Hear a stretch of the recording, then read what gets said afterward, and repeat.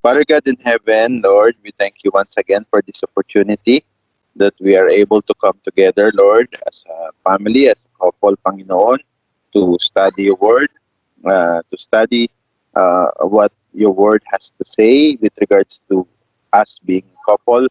Maraming salamat, Panginoon, dahil binibigyan mo kami, Panginoon, ng kalakasan, ng time, Panginoon, and even, Lord, yung opportunity through this online Bible study na mas lalo pa po kami, Panginoon, na lumago at magkaisa, Panginoon, bilang married couple. Lord, dalangin ko po sa amin pong mga kasamahan na wala pa po rito, Panginoon, na sila po ay pag natapos na po, Panginoon, ang kanilang mga ginagawa ay makapag-join po sila dito po sa aming couples Bible study. At makapagpatuloy po kami, Panginoon, na ma- madaanan po namin, Lord, lahat ng mga ng iyong salita, Panginoon, na nakaprepare po para sa araw na ito, para sa gabing ito, Panginoon. Amin pong tatalakayin patungkol sa aming married couple, Panginoon, yung pagmamahalan, Panginoon, or love in English. And our principle, Lord, is daily thoughtfulness matters more than grand gesture. Dalayan ko po, Panginoon, na maintindihan po namin, Panginoon, kung ano po, Lord, ang nais mong ipahiwatig sa amin sa gabing ito, Panginoon, through this couple's Bible study. Although, Lord, at this time we are few, but I know, Panginoon, nakasama ka po namin at sasamahan mo po ang bawat isa, Panginoon, na nakikinig, Panginoon, sa kabila ng aming mga computer, Panginoon, ng aming mga gadget, Panginoon. At ako, Lord, nagagamitin mo tagapanguna, Panginoon, ay gamitin mo lamang instrumento upang maiparating, Panginoon, ang nais mo para sa amin sa gabing ito. Maraming salamat, Diyos. This we pray in your mighty name, our Lord and Savior, Jesus Christ. Amen. Praise the Lord. Sige po. Amen. So, ang ating pong lesson for tonight, nasa lesson number 7 na po tayo. At ito po ay entitled Love. Ang ganda, no? Love. God is love. And the principle for tonight is that daily thoughtfulness matters more than grand gestures. From the word itself, makikita nyo na kung anong ibig sabihin. Daily thoughtfulness matters more than grand gesture. So, ngayon, yung situation natin, meron tayong situation dito at sabi, it's beautiful, Aisha thought. So, merong dalawang couple, si Aisha, saka si Aisha at hindi ko makita yung pangalan niya. Ayun, si Dwayne. Si Aisha at si Dwayne. So, itong si Dwayne may binigay sa kanya kay Aisha. So, sabi ni Aisha, it's beautiful. Kung ano man yun, Aisha thought.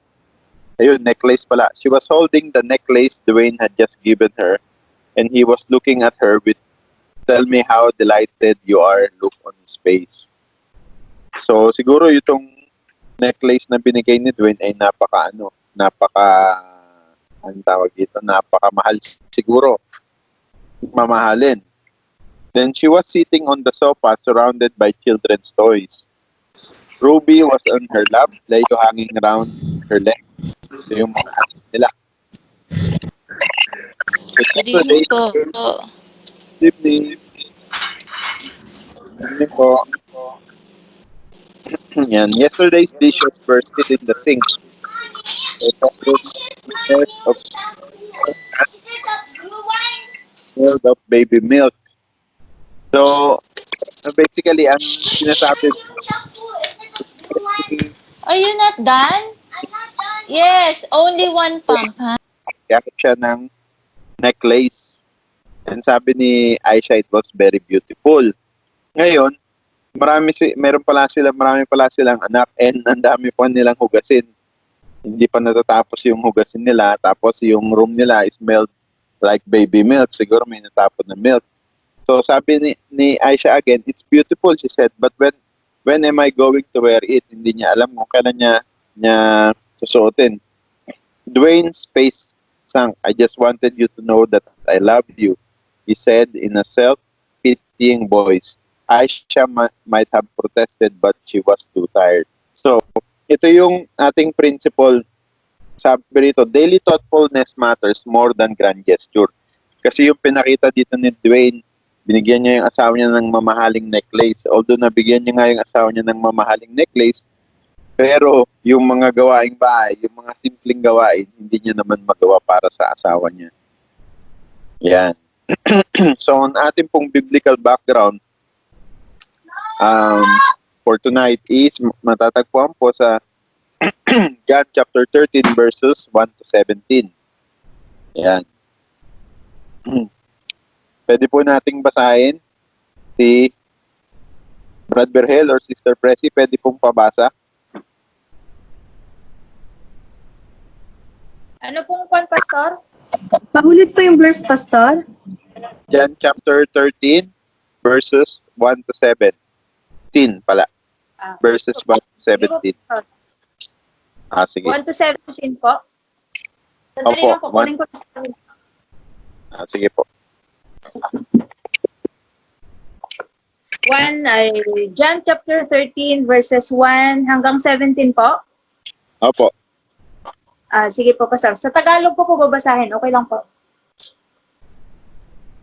Sa verse 1, sabi po niya, bago nga magpista ng Pasko sa pagkaalam ni Jesus na dumating na ang kanyang oras na paglipat niya mula sa sanglibutang ito hanggang sa Ama sa pagkaibig sa mga kanya na nangasak sanglibutan, ay inibig niya sila hanggang sa katapusan. Verse 2, at habang humahapon nang mailagay na ng Diablo sa puso ni Judas Iscariote, na anak ni Simon ang pagkakanulo sa kanya, si Jesus sapagkat katalastas na, binigay na ng Ama ang lahat ng mga bagay sa kaniyang mga kamay at siya'y nanggaling sa Diyos at sa Diyos din paroroon. Verse 4, ay nagtindig sa paghapon at itinabi ang kaniyang mga damit at siya'y kumuha ng isang tuwalya at ibinigkis sa kaniyang sarili.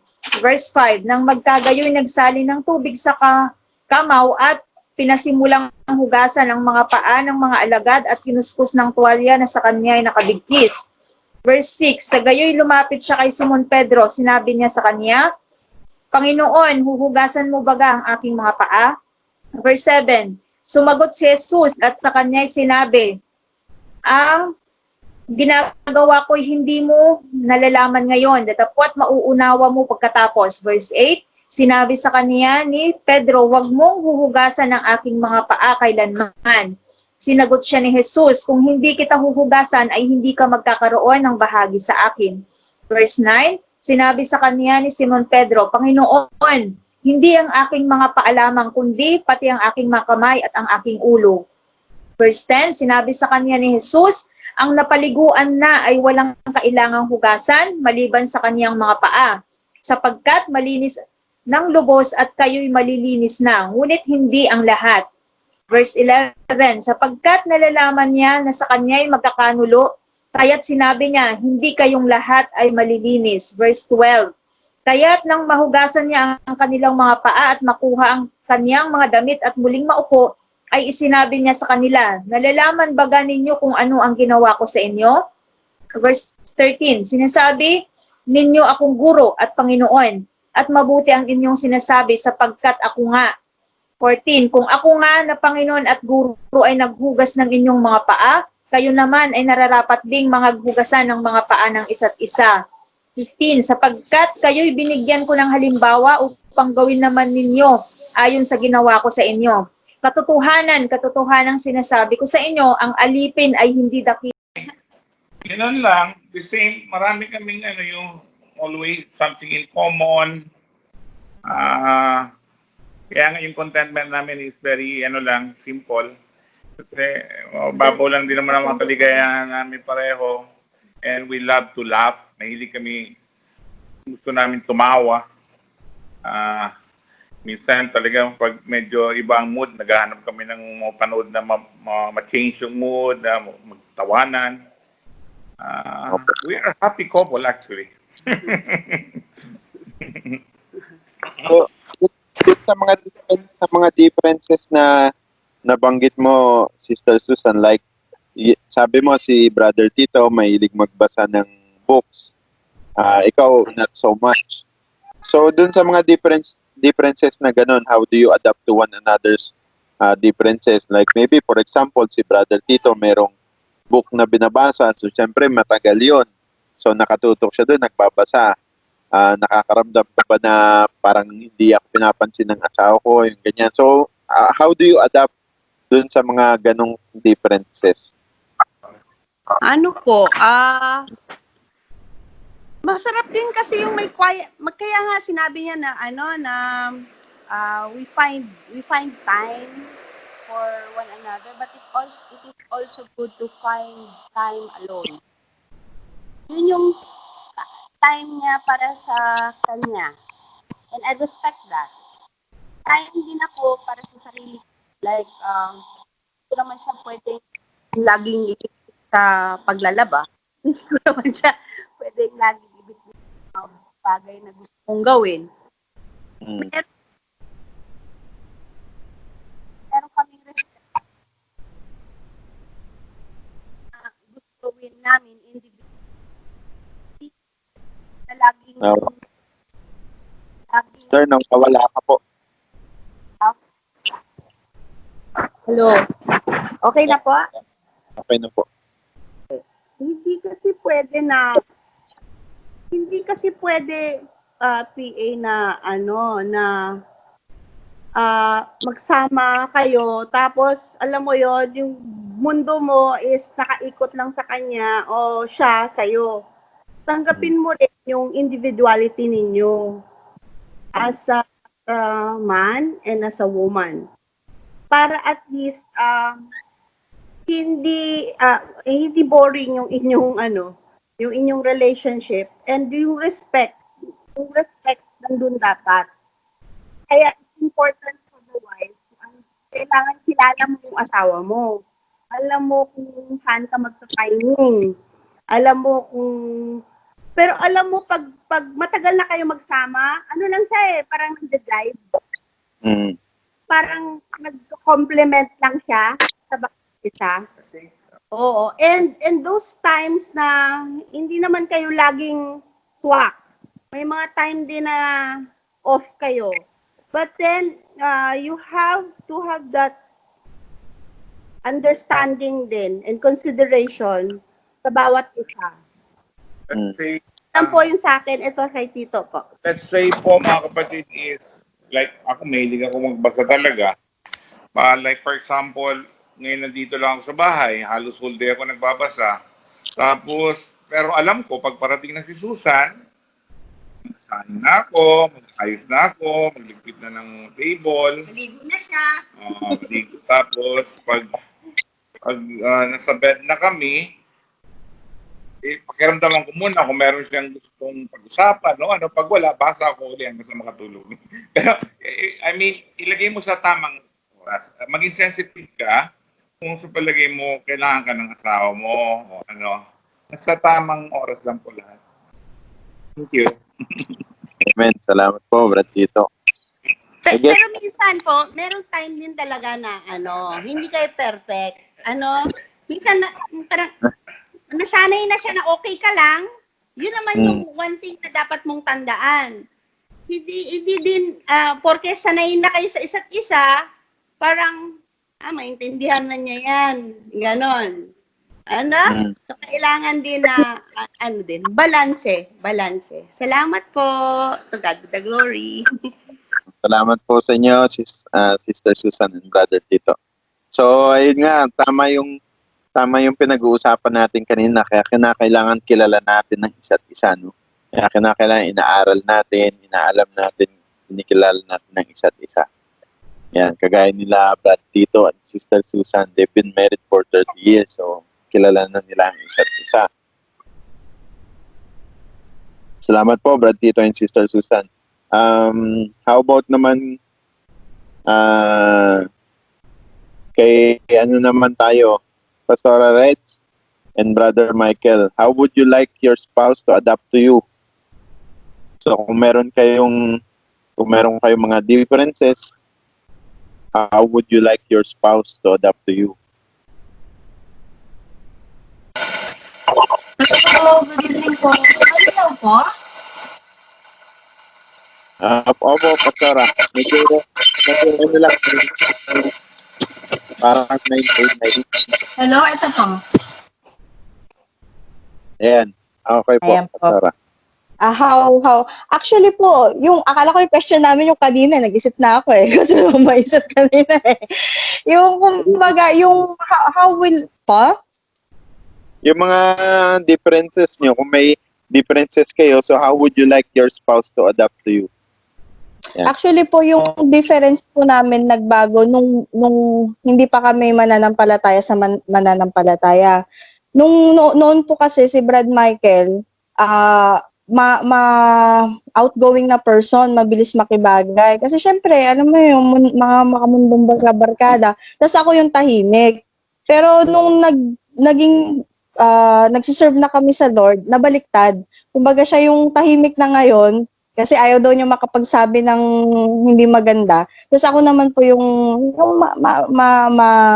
kumbaga kahit hindi ko po kakilalang, iningitian ko, tapos pinagkwentuhan ko, ganyan. Kumbaga yun po yung nagkabaliktad. Tapos how I adapt.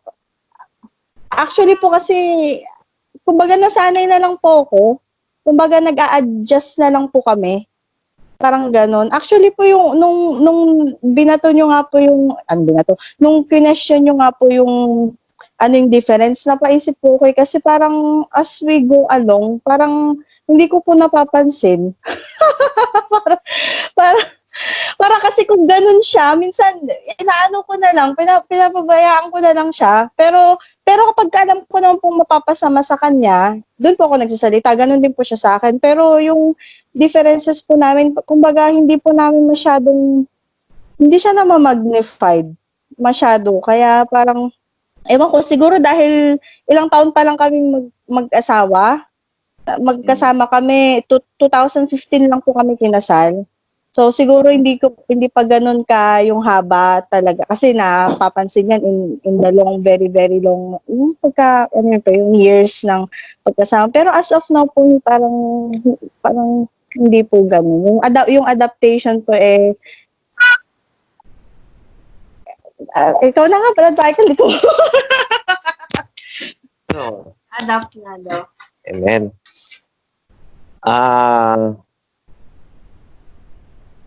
Hello po.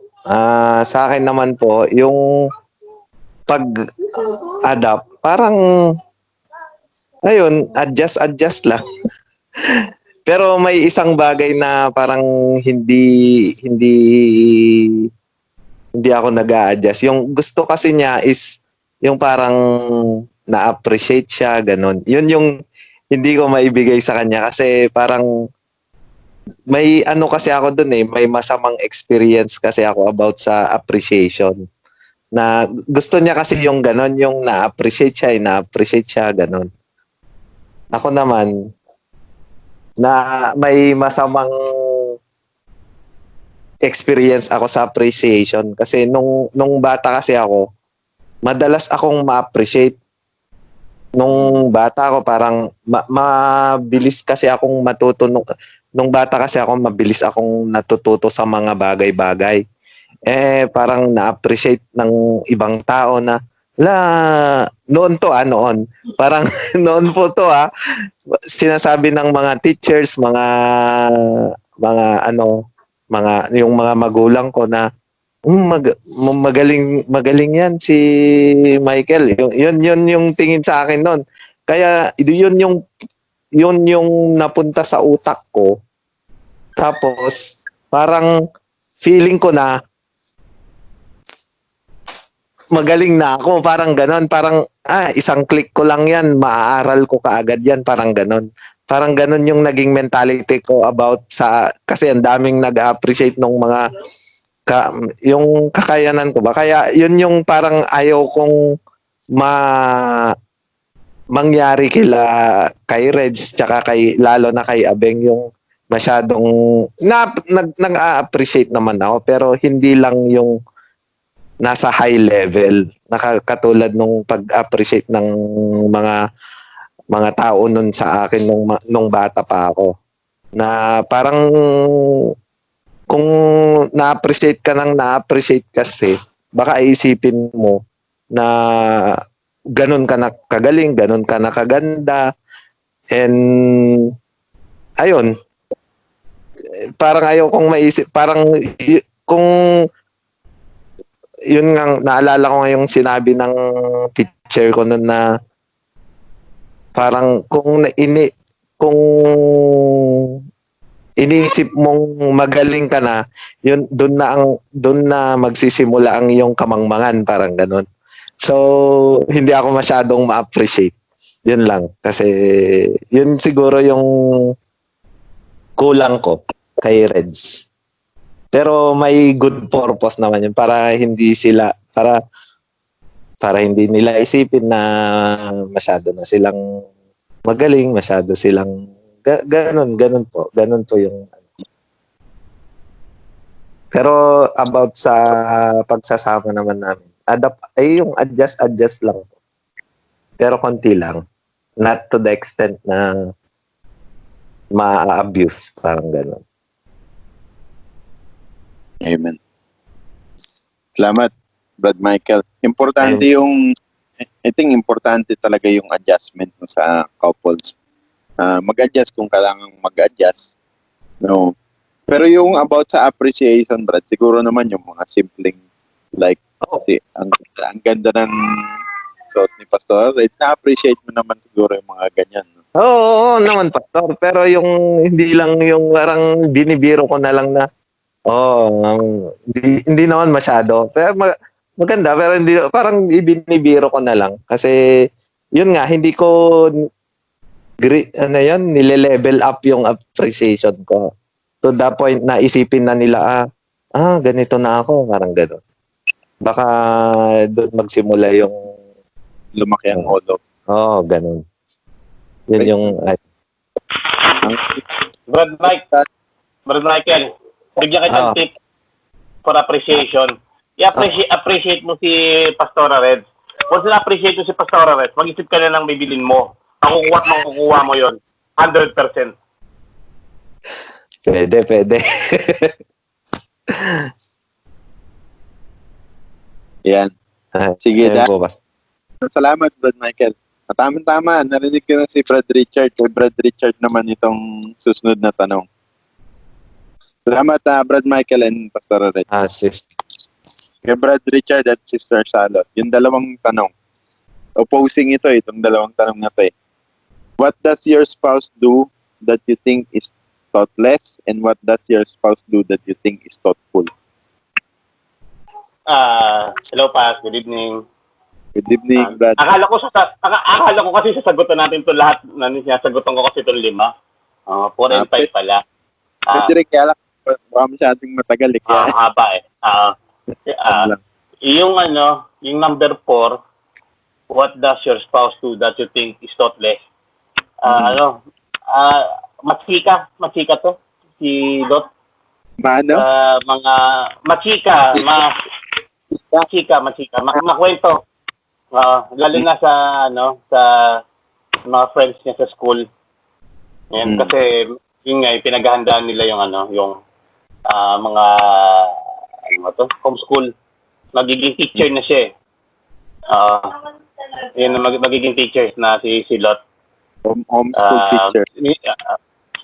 Opo, magiging homeschool na siya. So yun ang mga pinaghahandaan niya. Minsan sa pag-chat niya, nakakalimutan niya may mga onting nakakalimutan siyang gawin. Sunod, yung palima, what does your spouse do that you think is thoughtful? Yung pag-aalaga niya sa amin. Kasi siya lahat ng gumagawa eh. So pag dumadating ako, katulad kanina, sobrang pagod ko, sabi ko, ipatulogin ako. So napatulog naman niya ako. Nagpabunot ako ng uban. So nakatulog ako. Kaya may nakapagpahinga. Mula kaninang umaga ako pumasok. Sa Alcor pa ako, layo. Sunod, nasa Arabon pa kami.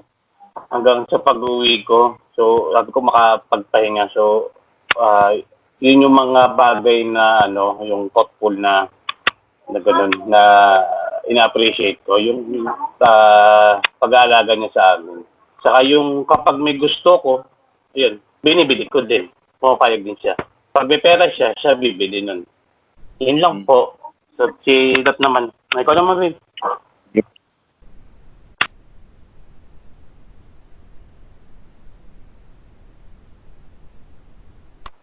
Teka lang po, Pas, ha? Sige po. Teka lang. Dito ka.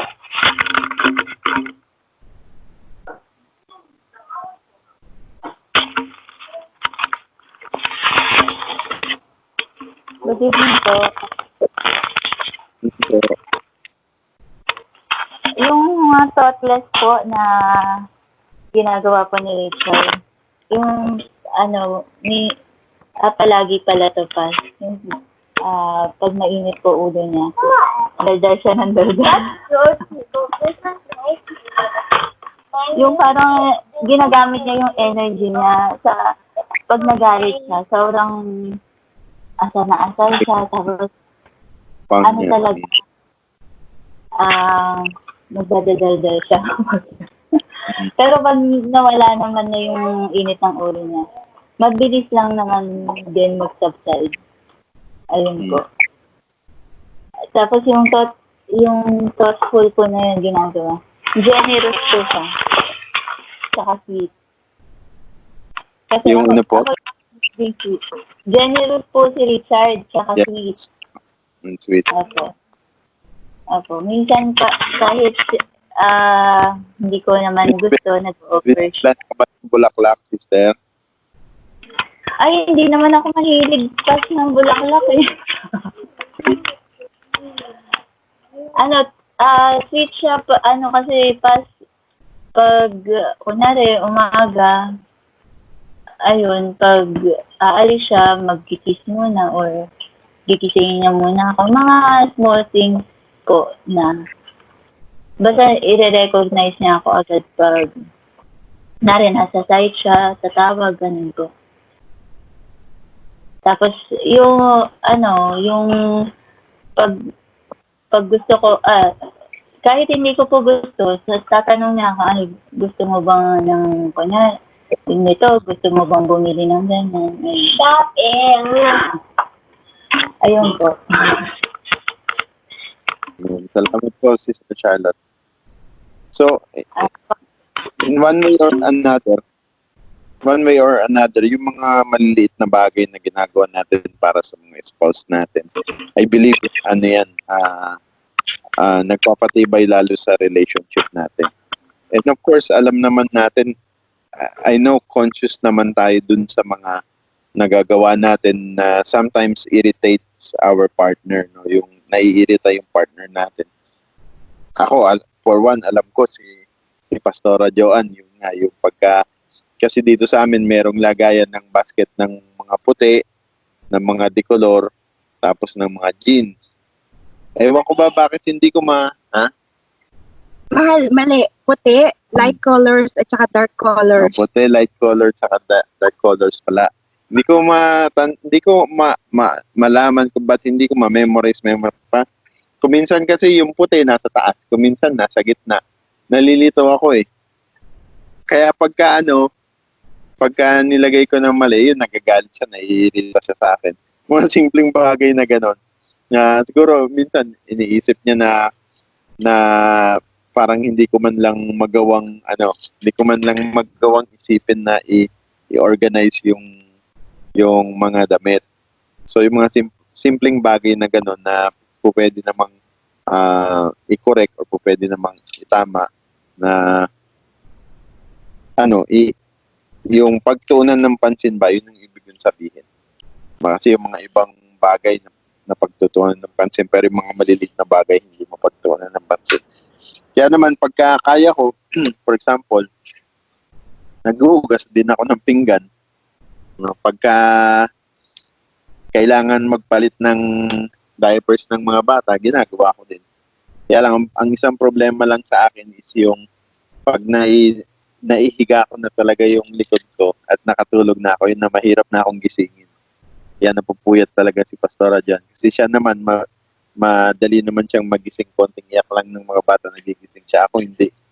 Kailangan ko routine mo para magising ako pag nakatulog ako. So yan. So ako naman, ang sa akin, yung maging aware tayo dun sa mga nai-irritate yung ano natin, partner natin dun sa mga ginagawa natin. Yun nga yun yung sa what does your spouse do that you think is thoughtless? Ideas for action.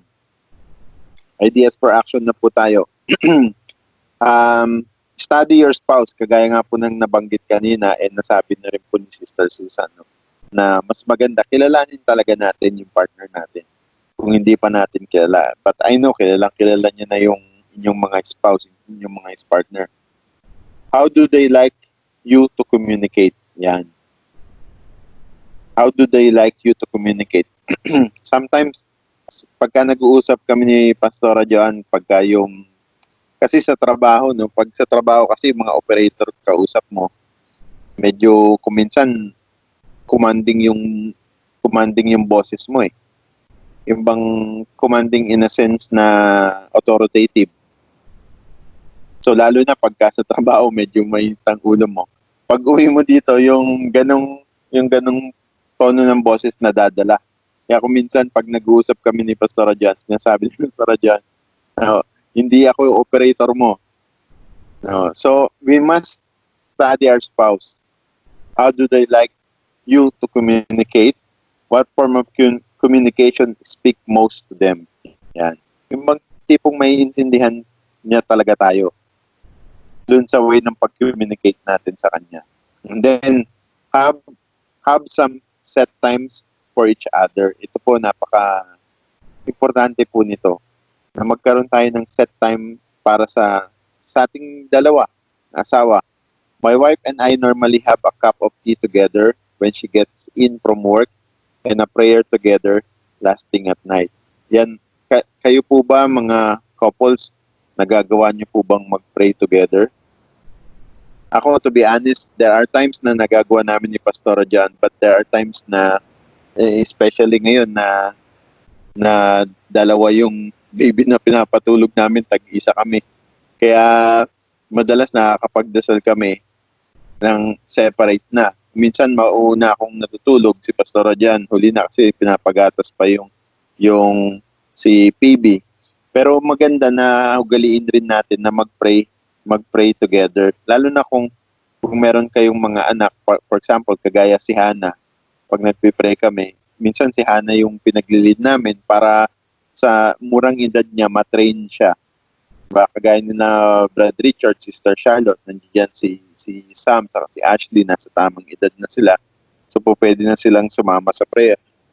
Minsan pwede rin sila ang mag-lead para masasanay din sila. Si Abiela siguro pwede na din, no? I don't know, siguro pwede na din. So, pero pag nakikita ng bata na ganun, tayo mga magulang nagpipray together, may instill sa kanila yun eh, sa murang edad nila. Yun yung maitatanim sa kanilang puso't isipan. Dadalhin nila yun hanggang sa paglaki nila, hanggang sa pagtanda nila. Kaya maganda yun. And also yung suggestion dito opo. Pastor, clear po ba?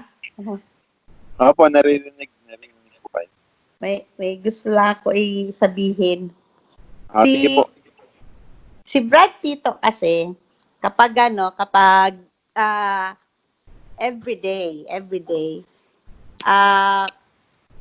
bago ko umalis, bumabangon talaga yan, kumakain kami magkasama. Ano talaga namin yan. And then, yan, bago kami kumain, mag-pray talaga kami. Pagpa-pray niya ako for the whole day. Mag-pray kami for our family during breakfast. Pero pag sa gabi, minsan magkasama kami mag-pray. Minsan naman din, separate lang din kami mag-pray. Ganun po yung sa amin na set up. I-share ko lang po. Natutuwa naman ako, pinikilig ako kasi bago ako aalis, antok na antok pa siya, pero talagang bumabangon talaga siya para samahan niya ako mag-breakfast. I think maganda, tama rin po yung ginagawa niyo kasi syempre, we don't know, susuong tayo sa lalabas tayo, punta tayo sa trabaho, lalo na sa panahon ngayon, no, with the coronavirus. Kaya mahalaga talaga rin yung as a couple nag-pray bago mag-start yung day. Actually, dapat hindi nga lang during the night tama yung ginagawa nyo in the morning, pagising, di ba, magpasalamat tayo sa na humihinga pa tayo, tapos na lahat ng gagawin natin sa buong araw, nagabayan tayo ng Panginoon, ng kanyang protection, diba? Tapos sa gabi, pasasalamat. Opo, Yan. PA, sa mga lalaki, no? Po naman natin parang pinaka matanda sa atin dito. So, not necessarily, pero I advise, no, na every morning, kasi pag maayos ang pag-alis nyo ng bahay, maayos ang madadatnan nyo pagbalik. So, mag-utter kayo ng blessing sa mga wife nyo, mga anak nyo. I-utter nyo yun.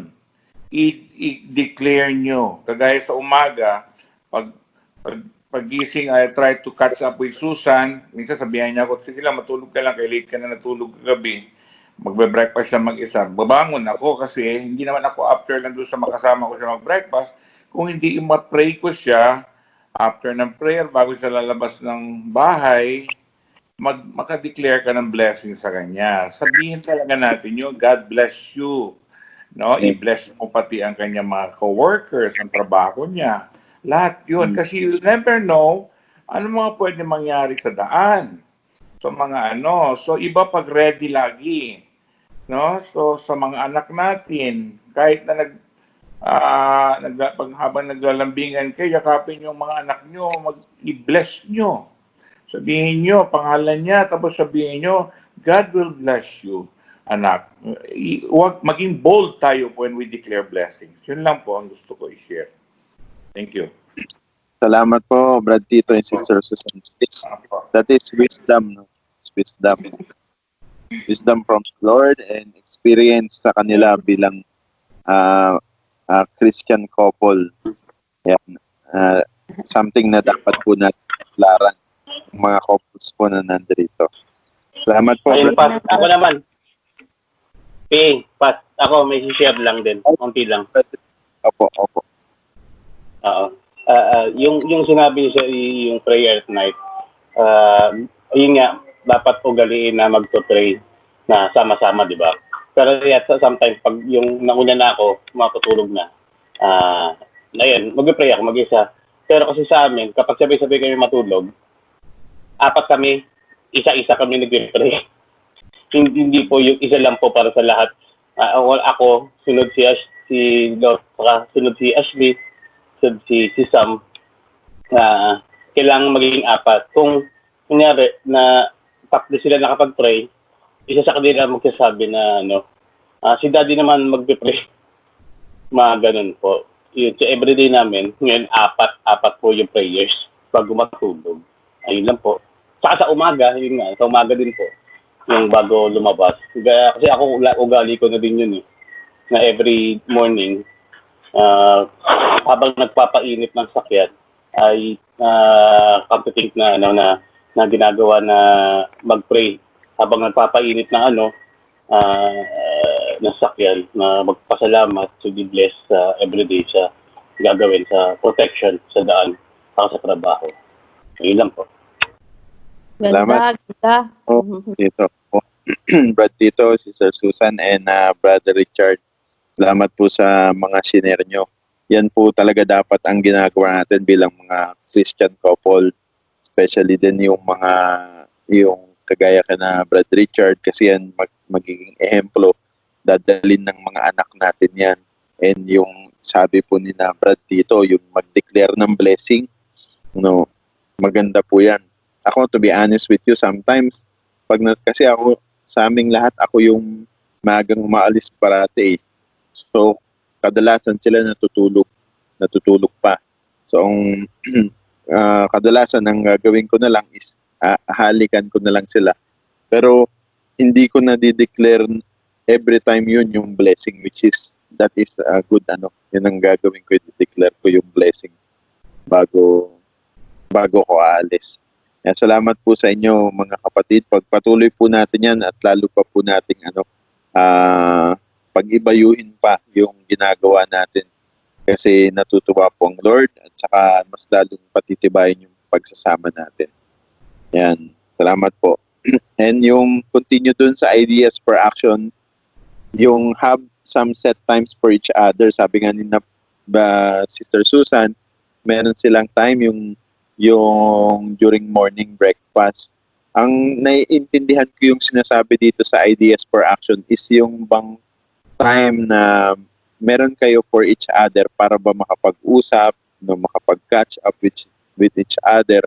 Sometimes, kagaya sa amin ni Pastor Joan, dahil nagtatrabaho siya, nagtatrabaho din ako. Pagdating naman sa bahay, syempre pagod, gusto mo magpahinga muna. Pagkatapos mo magpahinga, kakain. Pagkatapos kumain, asikasuhin yung mga bata. Sometimes, we feel na ang time na lang namin para mag-catch up is yung kapag yung patulog na kami. Kaya lang, syempre yung mga bata, meron ding for example, sometimes si Hannah magpapabasa ng mga bedtime stories, yung mga ganyan. No? So, pati yun nakukuha pa. So, maganda rin na mag-set din tayo ng time para for each other kasi although meron tayong mga anak, doesn't mean na hindi na natin ililinangin yung bang ating relationship in terms of communication. Kaya nga dito sa another point dito for ideas for action is that we have to be a good listener without interrupting, without presuming you understand, without depending your actions, without rationalizing their feelings. Good listening is not a technique you learn. It's the product of a loving heart. We listen well when we're genuinely interested in people and what they have to say. Yan po siguro dapat yung pagka may sinasabi yung partner natin sa atin. Let's try but genuinely kasi partner naman natin siya, magkabiyak natin, no. Let us genuinely be interested to our partner and what she or he has to say. Pakinggan po natin. Kagaya nga nung kanina dun sa example natin, hindi ba? Merong sinabing problema si wife kay husband. Ngayon si husband came up with solution kaagad. Pero si wife, ang gusto niya lang naman talaga is for the husband to tap her back and say everything will be alright. No? Yun lang naman yung gusto niya talaga. Sometimes, we go beyond. No? Kaya nga dapat we must understand our spouse. Let us be interested in each other's interest. My wife has learned to enjoy cricket and I've learned to do crosswords. So they want the other one cricket and the other wants to do crossword. You don't have to do everything together. It can be healthy to have separate hobbies, but take an interest. If your husband likes football, then follow his team even if you don't go to the game with him.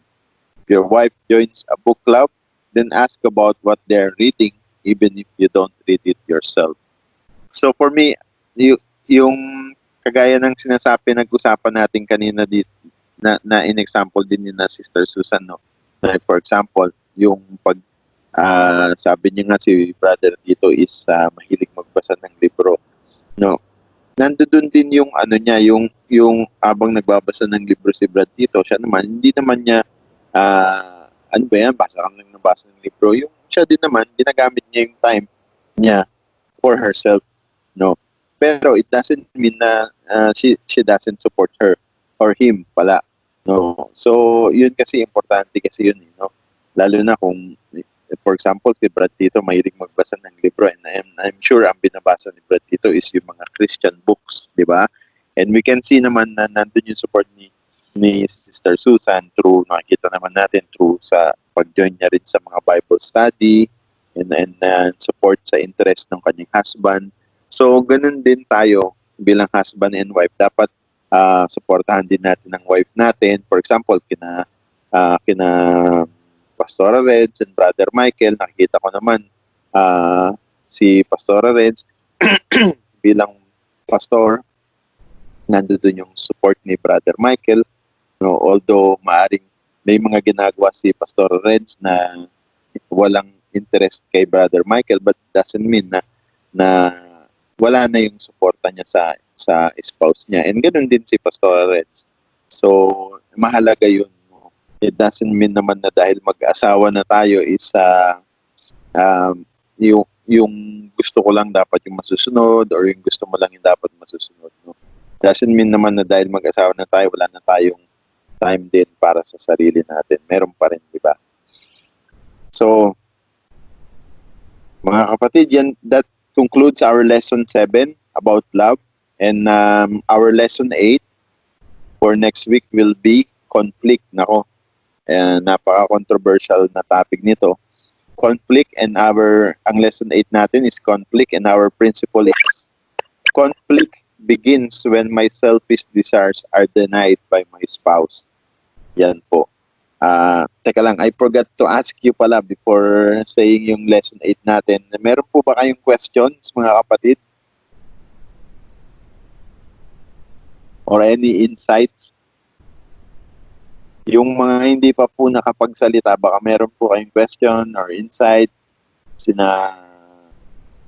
ba yung mga nandito?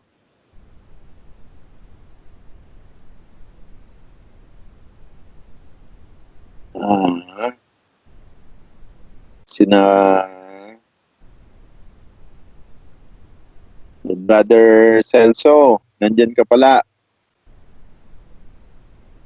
Opo, Pastor. Okay lang po, Pastor. Inabsorb ko lang po yung lesson natin sa gabing ito. Salamat po. Meron kang gustong i-share? Wala naman. Okay lang. Wala naman po. Si Brother Dave. Brother Dave.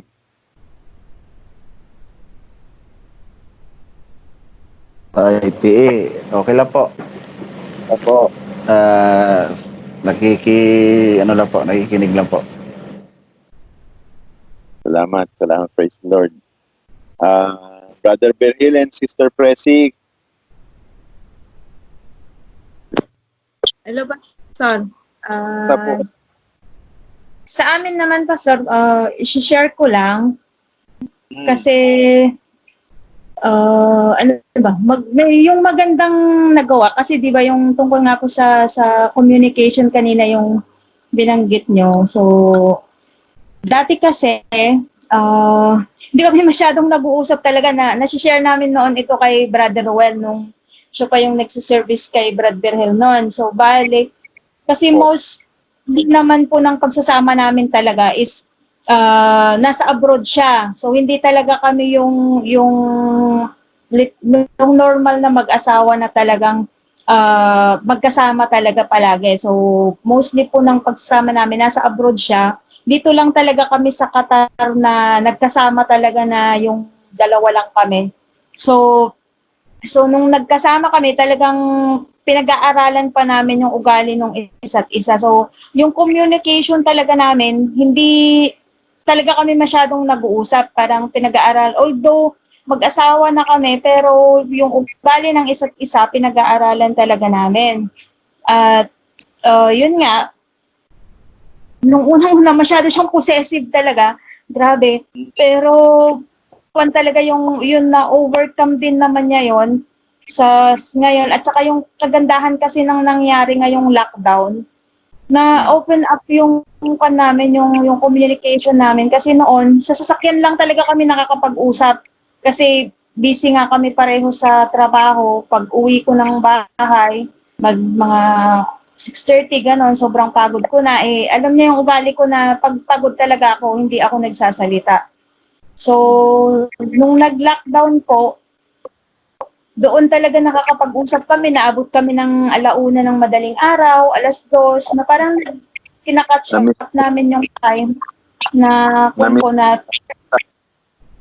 na kung ano-ano yung pinag-uusapan namin na parang yung mga nung high school kami, mga ganun pinag-uusapan namin. So, at saka mas nakilala niya ako at mas nakilala ko din naman siya yung yung parang pag-aralan namin yung mas lalo pa namin na pag-aralan yung ugali ng isa't isa. Pero may mga times na lang talaga na yun nga, hindi talaga ako masyadong nag-open up nga sa kanya. Yun din siguro yung problema sa akin kasi hindi talaga ako masyadong nag-open up sa kung ano yung mga nararamdaman ko, kung ano yung iniisip ko. Kasi parang kung sa akin, ayoko talagang pag-usapan kasi yun ang nakasanayan ko kasing gawin. Sa family namin kasi, ganun kami. Pag may problema, hindi namin pinag-uusapan. Parang ano lang yung pinapalampas na mali kasi nga hindi na kumbaga sa sugat, hindi nagagamot yung sugat kundi katagalan mas lalong lumalala. So, yun din. So, papasalamat din ako kay Pastora Reds kasi siya yung nag-ano sa akin na yung communication nga naming dalawa. So, yun. Sika. Si Brad Bernal naman, Pastor. Po, magandang gabi po. Oy, magandang.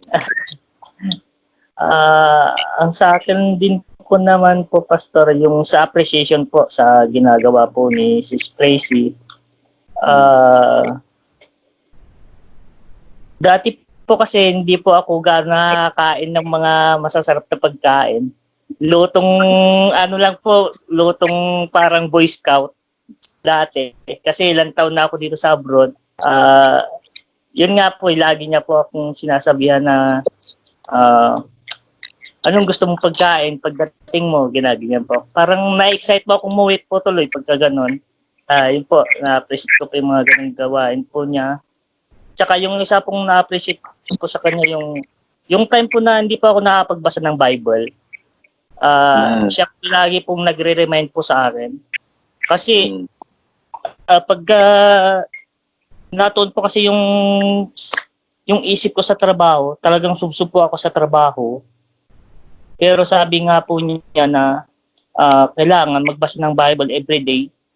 Kaya yun po yung na-appreciate ko talaga sa kanya na nabibless po. Nabibless naman po ako. Lamang po, Pastor.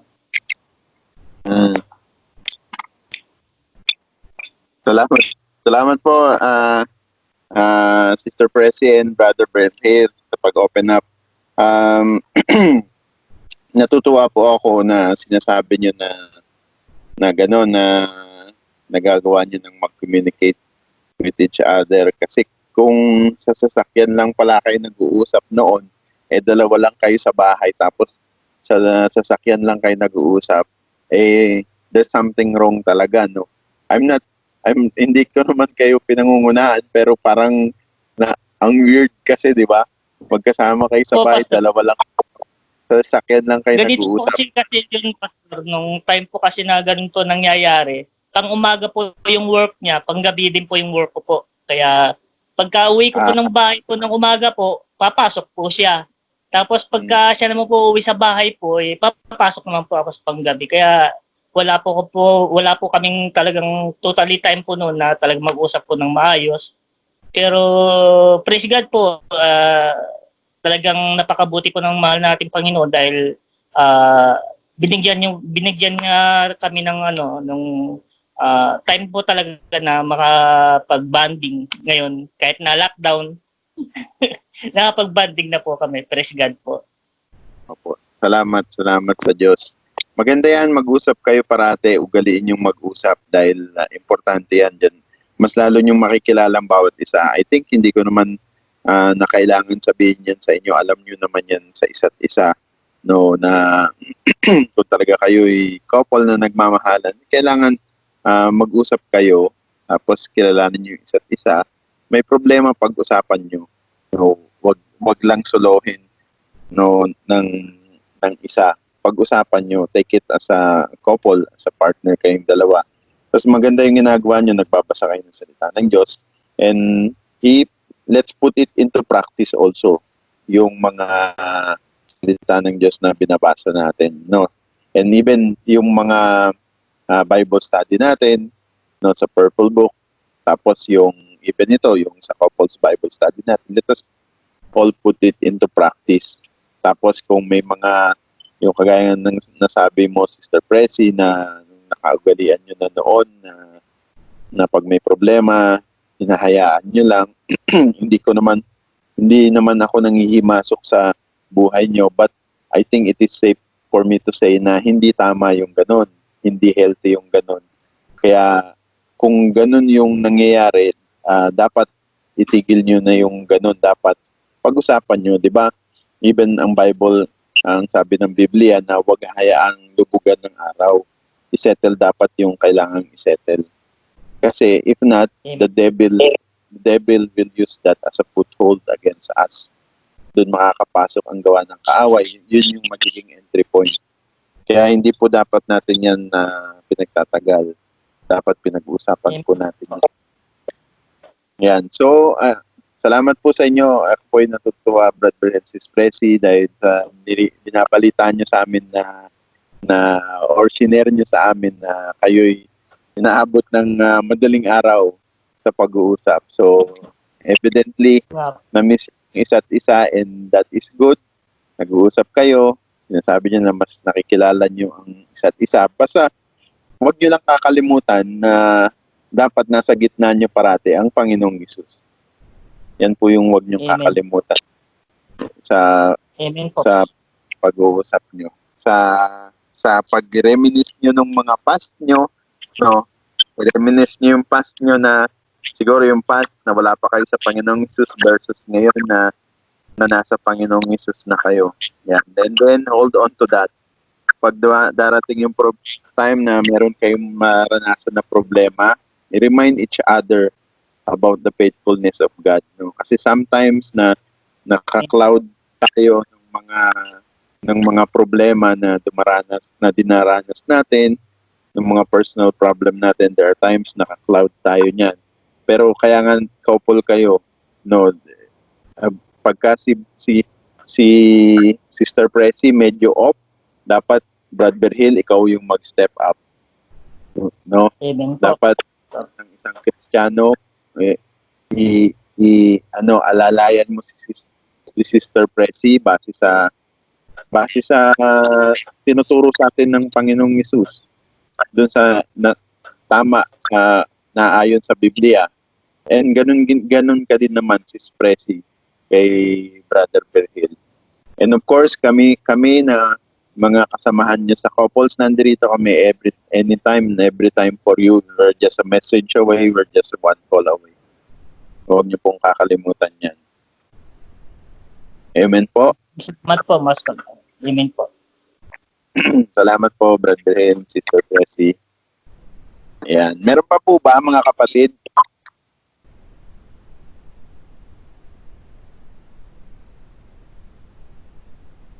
Wala na po. Sorry, Joanne. Ikaw, may sabing ka pa.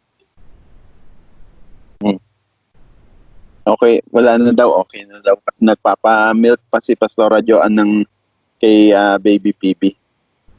Yan. Kung wala na po, manalangin na po tayo. Can I call on Sister Susan or Brother Tito to lead us in prayer?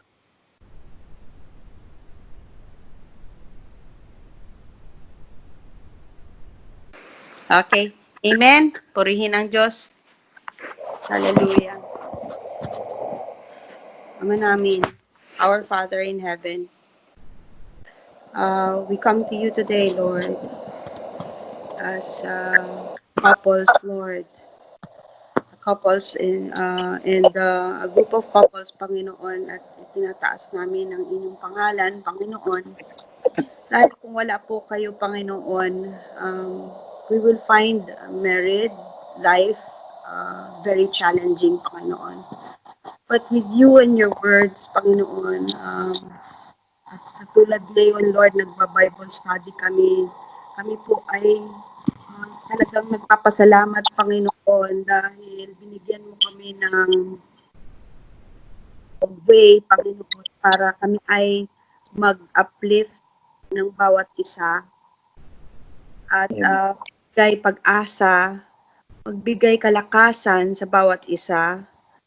Meron po kaming outlet, Panginoon, kung saan kami po ay layang mag-usap at mag-usap tungkol sa mga challenges ng married life. Kami po ay sobrang we appreciate, Panginoon, ang pagtuturo ni Pastor Aldrin, Panginoon, and with the support of his wife, Pastora Joanne, Panginoon. At sila po ay work hard para po ang aming Bible study for the couples po every Tuesday po ay every Tuesday po ay patuloy po every week. Father God, continuously bless us, protect our marriage, bless us, Panginoon, that we will continue, Panginoon, sa pag-aayos ng ating relasyon sa bawat isa, para po kami po ay magiging good example para sa aming mga anak at sa maging apo namin, Panginoon, sa church. And we will bring kalakasan, Panginoon, sa aming church, sa aming mga kapatid sa simbahan, Panginoon. Lord, we lift everything up to you. We know that we will glorify you in every way. As long as we believe in you, as long as we obey in your words, we will be able to glorify you, Panginoon. And in that way, Panginoon, kami po ay nakakaramdam ng comfort. In that way, Panginoon, kami po ay nasisiyahan.